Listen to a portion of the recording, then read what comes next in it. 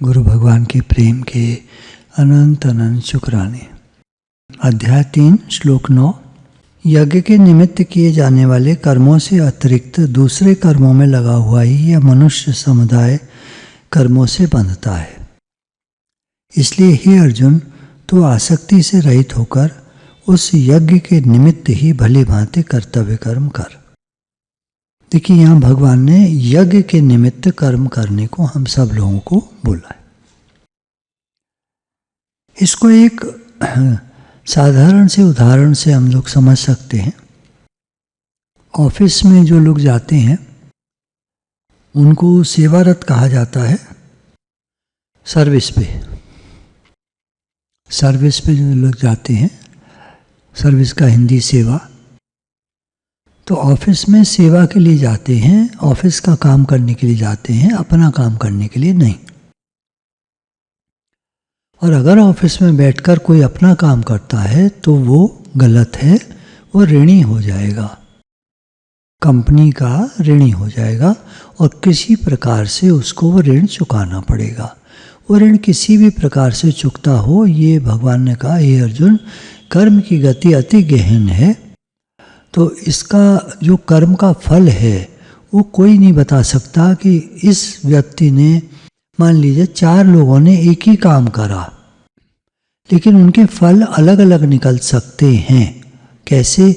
उनके भाव के अनुसार और कर्मों में थोड़ी सी हेर फेर के अनुसार। हेर फेर मतलब एक सोच रहा है मैं सेवा कर रहा हूँ, ये भगवान का दरबार है, भगवान का मंदिर है, भगवान का घर है, संसार भगवान का आश्रम है। ऐसे मान लीजिए, आश्रम में जैसे होता है ना, ये सेवा लोग करते हैं, आश्रमों में साधक लोग होते हैं, सेवा करते हैं, तो ये निष्काम सेवा करते हैं सब। इनको कोई पैसा तो मिलता नहीं आश्रम से। तो कैसे चलता है काम? ये वैसा सिस्टम हो गया कि साधक ने सेवा करी और आश्रम ने सेवा करी। किस प्रकार से? उनको ज़रूरतों का सामान दिया, आवश्यकता का सामान दिया। क्या? खाना, कपड़ा और कोई आवश्यकता की चीज़ वो आश्रम ने उनको दी और इन्होंने आश्रम की सेवा करी, तो साइकिल कंप्लीट हो गया। कोई व्यक्ति, अब वो 4 प्रकार के जो हम ले रहे थे, ऐसे भाव से करता है सेवा कि ये संसार भगवान का आश्रम है और मैं इसमें सेवा करता हूँ, तो दिल लगा के जी जान से प्रेम से सेवा करता है, बदले में कुछ नहीं चाहिए, निष्काम सेवा करता है। भगवान उसके खाने पीने का, कपड़ों का, हर चीज़ का ध्यान रखते हैं। भगवान मालिक के आश्रम के। कौन सा आश्रम? ये संसार रूपी आश्रम। तो मालिक ध्यान रखते हैं। जैसे किसी भी आश्रम में जो महात्मा, महंत, उच्च अधिकारी, उच्च पद पे बैठने वाले संत, तो वो सारा ध्यान रखते हैं आश्रम का। और वहाँ जितने कार्यरत सेवारत लोग होते हैं उन सबको वो चीज़ें प्रदान करना जिसकी उन्हें आवश्यकता होती है, ये वो ध्यान रखते हैं। हम भगवान के संसार में आए हैं तो भगवान हमारा ध्यान रखते हैं, हम सेवा करते हैं, वो हमारा ध्यान रखते हैं। अब भगवान ने यहाँ पे कह रहे हैं, तो आसक्ति रहित होकर उस यज्ञ के निमित्त ही भली भांति कर्तव्य कर्म कर। भली भांति, अच्छी प्रकार से। भाई मेरा कौन सा दफ्तर है? ऑफिस में अब हम ले लेते फिर से वही 4 प्रकार के लोग। तो पहला जाता है कि दफ्तर में मुझे नौकरी मिली है, सेवारत हूँ, सेवा के लिए जाता हूँ, मुझे निष्काम भाव से, पूरे लगन से, पूरे मन से, पूरे ध्यान से सेवा करनी है, पूरे प्रेम से सेवा करता है। बदले में उसको तनख्वाह मिलती है ऑफिस से। और ऑफिस के जो हेड हैं वो और चीज़ों का भी ध्यान रखते हैं। भाई आपके पास पेपर पेंसिल ये वो किसी चीज़ की कमी ना हो, काम करने में कोई दिक्कत ना आए, तो वो ध्यान रखते हैं। दूसरा ये भी हो सकता है, व्यक्ति जो आता है सेवा तो करता है पर उतना मन नहीं है उसका सेवा में, है ना। अब कैटेगरी बन जाएंगी ना, 4 में कैटेगरी बन जाएंगी। उतना मन नहीं है, करता तो है, दिखता तो वो भी है सेवा करता हुआ, पर जैसे वो दफ्तर को अपना नहीं मानता। एक बात चलती है ना, कंपनी को अपना मान के काम करो तो आपकी उन्नति बहुत तेज़ी से होगी। पर कुछ लोग होते हैं कंपनी को अपना नहीं मानते, वो कहते हैं नौकरी मिली है, काम करना है तो कर रहे। सेवा तो कर रहा है, पर वहाँ अपनापन उसका इतना नहीं है। वैसे तो यहाँ श्लोक में थोड़ा अंतर आ जाएगा, वो हम अभी लेते। तो ये हो गया। फिर तीसरा, काम कर रहा है, काम करना पड़ता है, क्या करें, तनख्वाह के लिए करते हैं, तनख्वाह मिलती है ना इसलिए करना पड़ता है, तो जितनी तनख्वाह मिले उतना ही काम करो। सेवा का मतलब ये नहीं है हम सेवा रतन ज़्यादा सेवा कर दो। पहला वाला ज़्यादा क्या, पूरा मन से सेवा करता है, ज़्यादा वादा कुछ नहीं होता, जितनी भी सेवा है सब करता है। हाँ, उसका शरीर अलाव करता है उसके हिसाब से। दूसरा हो गया, काफ़ी कुछ ठीक है पर उतना नहीं है पहले के जितना। तीसरा हो गया, तनख्वाह के हिसाब से काम करूँगा। चौथा हो गया, तनख्वाह तो मिलनी है, काम करो मत करो। तो कोई विशेष कोई प्रेम से सेवा नहीं करता हो। विशेष क्या, प्रेम से नहीं करता, मन मार के थोड़ा बहुत दिखाया, ऑफिसर हैं तो कर दिया, और नहीं तो अपना गायब भी हो गए, कैंटीन चले गए, सिगरेट पीने बाहर निकल गए, कहीं घूम आए, दोस्तों से बात कर ली, फ़ोन पे बात कर ली, फ़ोन चेक कर लिया अपना बैठे बैठे वहीं ऑफिस में, कोई देख नहीं रहा, वो बने होते ना केबिन्स, तो अपना फ़ोन ही देख रहे हैं, कुछ नहीं तो ऐसे अनेक प्रकार के हो जाते हैं। तो ऐसे कर्मयोग में भी अनेक प्रकार के लोग होते हैं, कर्मयोग का आचरण करने वाले। तो यहाँ भगवान कह रहे हैं, तो हम किस प्रकार से संसार में सेवा करते हैं ये हम अपना देखेंगे। भगवान ने कहा श्लोक में, यज्ञ के निमित्त किए जाने वाले, यज्ञ के निमित्त, यज्ञ इस दुनिया में हम आए हैं तो हमें यज्ञ करना है। यज्ञ क्या है, ये जीवन मिला है, शरीर मिला है, इसको सबके हित में लगाना है। संसार से मिला है, इसको सबके हित में लगाना है, सबके हित का कार्य करना है, ये यज्ञ है। बदले में मुझे कुछ नहीं चाहिए, निष्काम भाव से सेवा हो रही है। अब मेरा काम कैसे चलेगा, मेरा काम भगवान ध्यान रखेंगे। मेरा काम कैसे चलेगा, मेरा ध्यान भगवान रखेंगे। अब यज्ञ के निमित्त न करके अतिरिक्त दूसरे कर्मों में लगा हुआ, अपना मोबाइल देख रहा है, अपना काम कर रहा है, अपने कागज़ चेक कर रहा है, अपनी बातें हैं, अपना काम, ये मनुष्य समुदाय कर्मों से बंधता है। तो क्या होता है, उसके लिए ये कर्म जो करता है, सकाम कर्म, वहाँ बैठकर उसका बंधन हो जाता है, जन्म मरण का चक्कर तैयार हो जाता है। तो जब हम निष्काम कर्म नहीं करते, सकाम भाव से कर्म करते हैं, तो कर्म बंधन हो जाता है, जन्म मरण का चक्कर तैयार हो जाता है, कर्म का फल निकलता है। तो भगवान कह रहे हैं, हे अर्जुन, तो आसक्ति से रहित होकर उस यज्ञ के निमित्त ही भले भांति कर्तव्य कर्म कर। आसक्ति से रहित होकर, किसी ना हमारा घर है, ना हमारा परिवार है, ना हमारा कुछ है इस संसार में, सब कुछ भगवान का है। तो ये हो गया आसक्ति से रहित होकर उस यज्ञ के निमित्त भली भांति कर्तव्य कर्म कर। अब व्याख्या देख लेते हैं। दूसरों को सुख पहुंचाने तथा उनका हित करने के लिए जो भी कर्म किए जाते हैं वे सभी यज्ञार्थ कर्म कहलाते हैं। दूसरों को सुख पहुंचाने तथा उनका हित करने के लिए जो भी कर्म किए जाते हैं वे सभी यज्ञार्थ कर्म कहलाते हैं। यज्ञार्थ कर्म करने से आसक्ति बहुत जल्दी मिटती है तथा कर्मयोगी के संपूर्ण कर्म नष्ट हो जाते हैं। यदि हम यज्ञार्थ कर्म करते हैं अर्थात दूसरों की सेवा करते हैं, शरीर मिला है भगवान से, संसार में आए हैं, ये संसार भगवान का आश्रम है, हम सब साधक हैं, हम सब साधना में लगे हैं और आश्रम की सेवा करते हैं, तो अर्थात आश्रम की जो सेवा है वो निष्काम है। उसके बदले में आश्रम हमारा ध्यान रखता है, हमारी चीज़ों का, वो उनका काम है, हम अपना काम करते हैं, हम अपनी सेवा करते हैं, बदले की कोई चाहना नहीं है। तो ये यज्ञार्थ कर्म हुआ। अगर हमारी बदले की चाहना है, हम फोटो खिंचवा रहे हैं, हम अपने वीडियो बनवा रहे हैं, भाई मैं सेवा कर रहा हूँ, तो दूसरों को दिखा रहे हैं। एक होता है इसलिए दिखाना, किसी ने पैसे दिए 10,000 रुपये, क्या हुआ उन पैसों का, तो हमने जिनको दिए वहाँ वीडियो खिंचवाई और डाल दिया, उनको वापस फ़ोटो वीडियो भेज दिया कि भैया ये देख लो आपके 10,000 रुपये की सेवा हो गई। उन्हीं को भेज दिया जिन्होंने पैसे दिए थे, तो ये कंप्लीट हो गया, इसमें कोई दिक्कत नहीं है। लेकिन हम दुनिया को दिखाने के लिए अखबारों में, यूट्यूब पर वो सब डालना, हम सेवा करते हैं, दिखावा करते हैं, तो ये सकाम कर्म में आ गया, निष्काम नहीं रहा, या ज्ञार्थ नहीं रहा। फिर ये दिखावा करना, दिखावा नहीं, सेवा हो रही है तो हो रही है, सेवा हो रही। कोई वीडियो बना ले, खींच ले, फोटो खींच ले तो खींचता रहे, वो तो वो जाने, उसका काम जाने। हमने नहीं खिंचवाई, हमने नहीं कहा हमारी वीडियो बनाओ। तो ये ज्ञात कर्म करने से क्या होता है, आसक्ति बहुत जल्दी मिट जाती है। कर्म करने की आसक्ति होती है हर एक में, हर एक में, ज़्यादातर में, 100% नहीं, 80% में कर्म करने की आसक्ति रहती है। तो ये मिटती है ये अज्ञात कर्म करने से। सकाम कर्म करने से आसक्ति और बढ़ती है। कर्म स्वयं बंधन कारक नहीं होते, प्रत्युत वो तो पूर्व संचित कर्म समूह को भी समाप्त कर देते हैं। निष्काम कर्म यदि कोई करता है तो उसके पूर्व संचित कर्म भी नष्ट होते जाते हैं, क्योंकि उसका भाव बहुत शुद्ध है, भगवान के लिए कर रहा है। भगवान की सेवा करता हूँ तो ये तो वो पूजा कर रहा है, और पूजा करने से हमारे संचित कर्म, पाप कर्म कटते हैं। भगवान का नाम जप करने से हमारे पाप कर्म कटते हैं।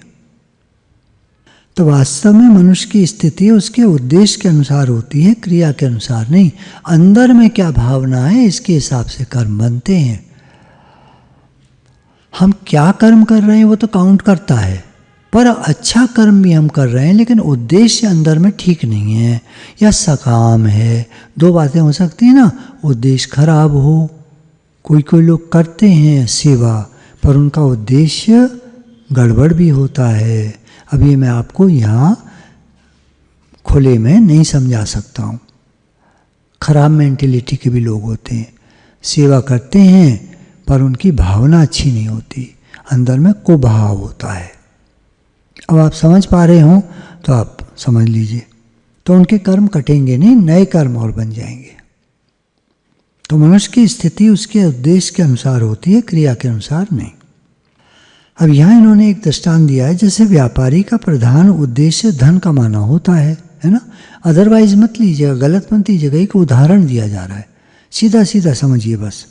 व्यापारी काम करता है, धंधा करता है, बिजनेस करता है, किस लिए? पैसा कमाने के लिए, ठीक बात है। तो उसकी स्थिति, मना स्थिति उसकी धन में रहती है, उसके मन में धन घूमता रहता है, कितना आया, कितना आया, कितना आना चाहिए, मैंने ये चीज़ इतने के लिए आया था, इतने की बिकी, इतने पैसे बच गए। उसका दिमाग गुणा भाग में चलता रहता है, तो उसकी स्थिति धन में रहती है। और दुकान बंद करते ही उसकी वृत्ति धन की तरफ जाती है कि आज कितनी सेल हुई। अब यह ज्ञात कर्म करने वाले का देखें दूसरी तरफ, यह ज्ञात कर्म करते हुए समय कर्मयोगी की स्थिति अपने उद्देश्य परमात्मा में रहती है। कर्मयोगी का उद्देश्य परमात्मा है, व्यापारी का उद्देश्य धन है। अच्छे बुरे की बात नहीं हो रही है, बात को समझिए।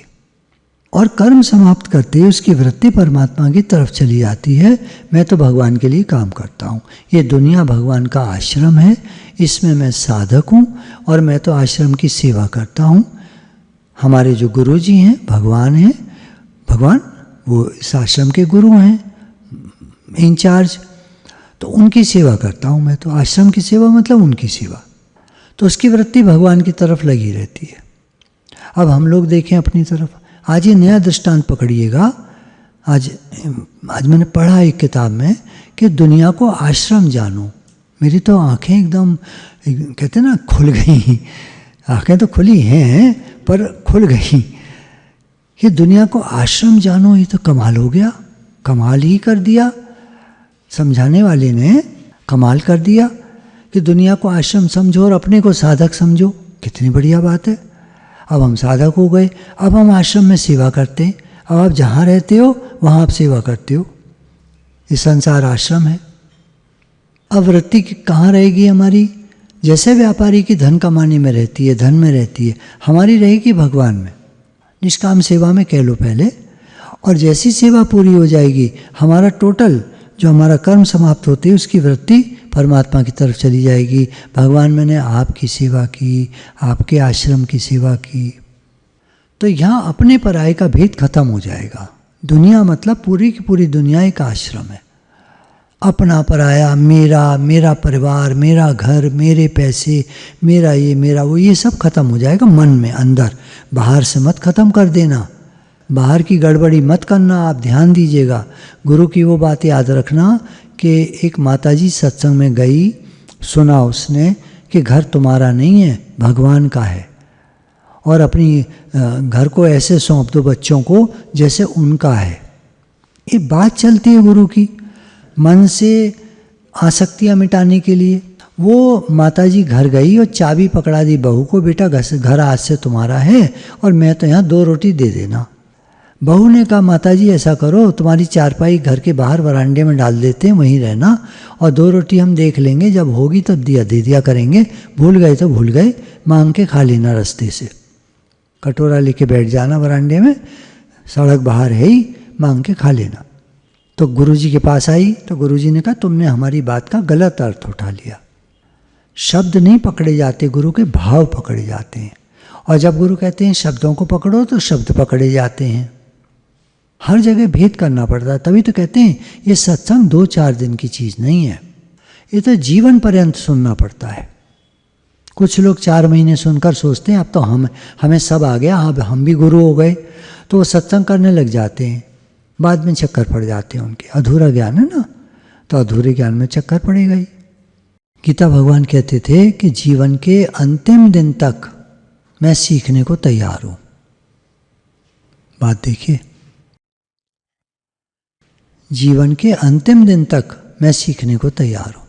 सभी वर्णों के लिए अलग अलग कर्म होते हैं। एक वर्ण के लिए कोई कर्म स्वधर्म है तो वही दूसरे के लिए परधर्म हो सकता है।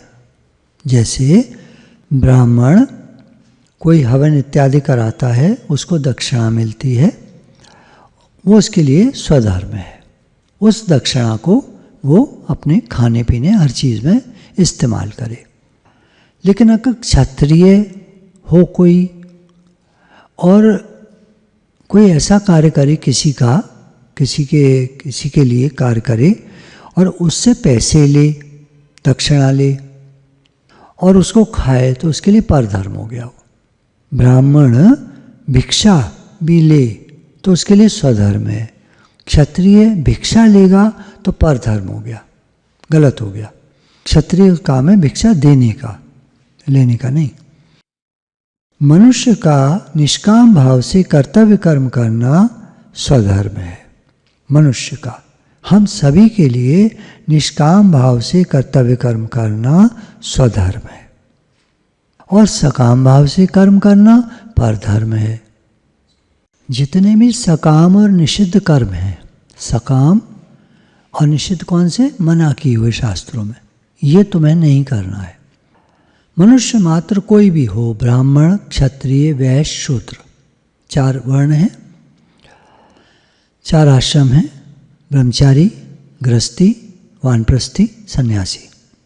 किसी भी वर्ण आश्रम का हो, निषिद्ध कर्म कौन सा होता है? चोरी, ठगी, बेईमानी, 420, दूसरे का माल हड़प लेना, झूठ बोलना, कपट करना, छल करना, जालसाजी, धोखा देना, ये सब निषिद्ध कर्म है हर मनुष्य के लिए। कोई उसमें ये नहीं होता चोर का तो काम है चोरी करना, निषिद्ध कर्म है वो। नहीं, वो तो चोर है, जाति से चोर थोड़ी होता है कोई, जाति नहीं होती चोर की। कोई आदमी चोर हो सकता है तो वो आदमी मनुष्य, और मनुष्य के लिए निषिद्ध है चोरी करना। तो अगर कोई चोरी कर रहा है तो वो ये कह के नहीं बच सकता कि मैं चोर हूँ। जज साहब के सामने जाएगा तो सजा मिलेगी उसको, हाजी मैं तो चोर हूँ साहब, नहीं छूटेगा, सजा मिलेगी। तो जितने भी सकाम और निषिद्ध कर्म हैं वे सब के सब अन्यत्र कर्म की श्रेणी में आते हैं, अन्यत्र या निषिद्ध श्रेणी में आते हैं। अपने सुख, मान, बड़ाई, आराम आदि के लिए जितने कर्म किए जाते हैं वे सब के सब भी अन्यत्र कर्म हैं मनुष्य के लिए। हम अपने सुख के लिए जब काम करते हैं तो वो अन्यत्र कर्म है, वो यज्ञार्थ कर्म नहीं है। मनुष्य जन्म का उद्देश्य है यज्ञार्थ, देखिए बताया ना, यज्ञ पालन के लिए ही किए जाने वाले कर्मों में ये मनुष्य समुदाय का जीवन सफल है। पढ़ा था ना, यज्ञ के निमित्त किए जाने वाले कर्मों से अतिरिक्त दूसरे कर्मों में लगा हुआ मनुष्य समुदाय कर्मों से बंधता है, बंधन होता है, जन्म मरण का चक्कर होता है। इसलिए हे अर्जुन, तो आसक्ति से रहित होकर यज्ञ के निमित्त ही कर्तव्य कर्म कर। अर्थात हमारा जीवन यज्ञार्थ जीवन होना चाहिए। हम सब जो काम करते हैं वो सब सेवा के अंतर्गत आना चाहिए। कोई भी काम हम करते हैं, हम अपने बच्चों को पालते हैं, फिर कैसे करें, तो हम ये मान लें कि बच्चे भगवान के हैं और हम इनकी सेवा करते हैं। ये घर हमारा नहीं है, ये भगवान का आश्रम है, भगवान का घर है। आपकी पुरानी थिंकिंग है, आप कहेंगे हम तो जी वही मान रहे थे, भगवान का घर है तो वही मानते रहो। भगवान का घर है, बच्चे भगवान के हैं, सब कुछ भगवान का है, हम तो सेवा करते हैं, हम तो यहाँ सेवा के लिए। जैसे साधक आश्रम में सेवा करता है और बदले में आश्रम उसका ध्यान रखता है, ये ऑटोमेटिक है, उसकी चाहना नहीं होनी चाहिए। फलाने आश्रम में तो ब्रेड पे मक्खन जरूर लगाते थे, अब इस आश्रम में तो बताओ ब्रेड पे मक्खन ही नहीं लगाते, कभी कभी घी में सेक देते हैं, जरा से में बदबू सी और आती है, यहाँ तो उतना अच्छा नहीं है खाना। इसका मतलब साधक सुख आराम चाहता है, साधना और सेवा नहीं करना चाहता। और सुख आराम संसारी लोग चाहते हैं, तो संसारी लोग कुछ भी करें, हम लोग जो हैं, जो भी सत्संग में आए हैं, हमको समझना चाहिए कि मनुष्य मात्र का, हर मनुष्य का धर्म है यज्ञार्थ जीवन, सबके सुख के लिए जीना। मुझे अपने लिए सुख नहीं चाहिए, मिलता है, भगवान देते हैं, बिस्तर दिया है तो आश्रम में कमरों में सब में बिस्तर होता है, सब में पलंग होते हैं। आप किसी भी ढंग के आश्रम में जाइए, अच्छे होटल में जाइए, सब चीज़ मिलती है वहाँ पर। क्या हुआ, अभी पीछे एक छोटे ट्रिप पर हम गए, तो आदत के हिसाब से हम अपनी गाड़ी में वही सामान, जैसे आदत होती है, ये भी चाहिए, ये भी चाहिए, ये भी चाहिए, ये भी चाहिए, सब सामान ले गए। अब पता चला वहाँ तो सारा सामान बिल्कुल उसी हिसाब से था जो हमको चाहिए था। मेज कुर्सी तो बढ़िया वाली जैसे हमें चाहिए, गद्दे वद्दे तो बढ़िया वाले जैसे हमें चाहिए, टूथब्रश, टूथपेस्ट, साबुन, हर चीज़ उपलब्ध वहाँ पे, सुबह से लेकर रात तक हर चीज़ उपलब्ध है। तो क्या मतलब हुआ, हम क्या करें, हम सेवा करें। वो तो एक उदाहरण हुआ। घर में हम रहते हैं, हमारा काम है सेवा करना। भगवान के घर में रहते हैं, सेवा करते हैं, आश्रम में रहते हैं, सेवा करते हैं। सामान सब हमको भगवान की तरफ से मिला है, हमारी कोई आसक्ति नहीं है।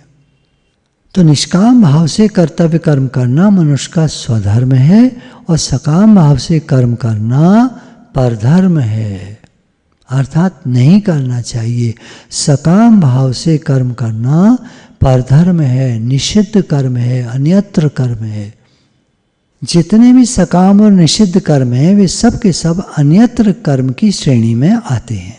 जितने भी सकाम और निषिद्ध कर्म होते हैं वो सब के सब अन्यत्र कर्म की श्रेणी में आते हैं। दो हुए कर्म, यज्ञार्थ कर्म और अन्यत्र कर्म।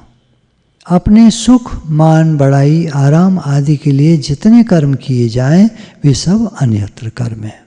अतः छोटे से छोटा तथा बड़े से बड़ा जो भी कर्म किया जाए उसमें साधक को सावधान रहना चाहिए कि कहीं किसी स्वार्थ की भावना से तो कर्म नहीं हो रहा।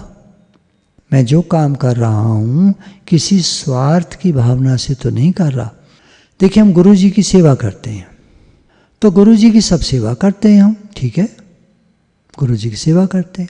अब उसमें सकाम कर्म हमारा क्या है, उसमें तो कोई भी सकाम कर्म नहीं है, गुरु जी की सेवा हो रही है, जो वो कहते हैं सेवा हम करते हैं, तो सब निष्काम कर्म हो गया। आप सोच के बताओ, सकाम कर्म जो गुरु जी के दर पर, गुरु जी के आश्रम में जो रहते हैं साधक, सकाम कर्म क्या है, वहाँ पैसा तो मिलता नहीं है उनको, सकाम कर्म की तो बात ही खत्म हो गई। पैसा मिलता होता तो सकाम कर्म का कुछ हो सकता था, पैसा नहीं मिलता, सेवा करते हैं। अब सेवा करी, पैसा भी नहीं मिला, तो निष्काम कर्म हो गया। तो साधक को सावधान रहना चाहिए कि कहीं किसी स्वार्थ की भावना से तो कर्म नहीं हो रहा। हमने किचन में जो किचन का जो इंचार्ज है या कुक है, उनको 100 रुपये का नोट देके आज कहा कि भैया पनीर की सब्ज़ी बन रही है, मेरे लिए एक बड़ा कटोरा सब्ज़ी अलग रख देना, मुझे पनीर बहुत पसंद है। और मैं चुपचाप आके बाद में, हाँ पहले तो खाऊंगा ही दोपहर में, रात के लिए और रख देना। अब उसने उठा करके चुपचाप अलग अलमारी में बंद कर दिया। रात को उसने लिया, रोटी बनी रही थी, किचन में साइड में बैठ के चुपचाप पनीर से ही रोटी खा गया सारी। अब सुबह लग गई दस्त। पूछा गया भाई दस्त क्यों लग गई, क्या हो गया, क्या कारण हो? पता नहीं दस्त कैसे हो गए। अब कौन किसको पता है, कौन कौन को पता है? भगवान को पता है। तो सकाम कर्म का फल निकलता है और वो है दस्त। तो साधक को सावधान रहना चाहिए कि कहीं किसी स्वार्थ की भावना से तो कर्म नहीं हो रहा। अब देखिए इसमें बहुत सारी बारीकियां हैं ना, ये तो मोटी मोटी बात आपको बताई जाती है, बारीकियां होती हैं बहुत सारी। कभी कोई साधक होता है, उसे सब्जी बनी कोई बहुत पसंद आई, वो कहता है मेरे लिए थोड़ी सी शाम के लिए उठा के रख देना, तो कोई सकाम कर्म थोड़ा ही है। अरे इतनी छूट तो गुरुजी भी देते हैं, गुरुजी की निगाह में है वो। तो उसने बता दिया गुरुजी को, मैंने थोड़ी सब्जी शाम के लिए उठवा के रखवा दी है, मुझे बहुत अच्छी लगी। गुरुजी कहेंगे हाँ हाँ कोई बात नहीं, क्या हो गया, शाम को खा लेना। अब रोज रोज नहीं करना इस काम को, रोज रोज नहीं करना, फिर सकाम हो जाएगा। आज तुमने करा ली, बता दी तो निष्काम में ही रहा। अगर हम भगवान से बराबर बात करते हैं, अपने दिल की बात भगवान से कहते हैं, और कभी कोई बात हमने कही तो भले भगवान जवाब नहीं दे रहे हैं, लेकिन हमने भगवान से कह दी। अब भगवान ने क्या किया वो तो वही जाने। अगर उनको ठीक नहीं लगती तो कर्म का फल मिलेगा, सब बंधन मिलेगा, और अगर उनको ठीक लगता है तो वो छोड़ देंगे, वो उनकी मर्जी है। पर हम अपनी तरफ से कोशिश करें हमारे सारे कर्म निष्काम कर्म हो। गुरु भगवान के प्रेम के अनंत अनंत शुक्राने हैं। आगे का अगली बार ले लेंगे। बहुत इम्पॉर्टेंट और बहुत ही इंटरेस्टिंग टॉपिक है ये, बहुत बारीकियां समझने की हैं इसमें, इतनी बारीकियां हैं मैं आपको इस समय इस पे गूगल मीट पे तो नहीं समझा सकता, क्योंकि हम लोग खुद ही एक आश्रम में रह रहे हैं, बहुत बारीकियां हैं। गुरु भगवान के प्रेम के अनंत अनंत शुक्राने हैं।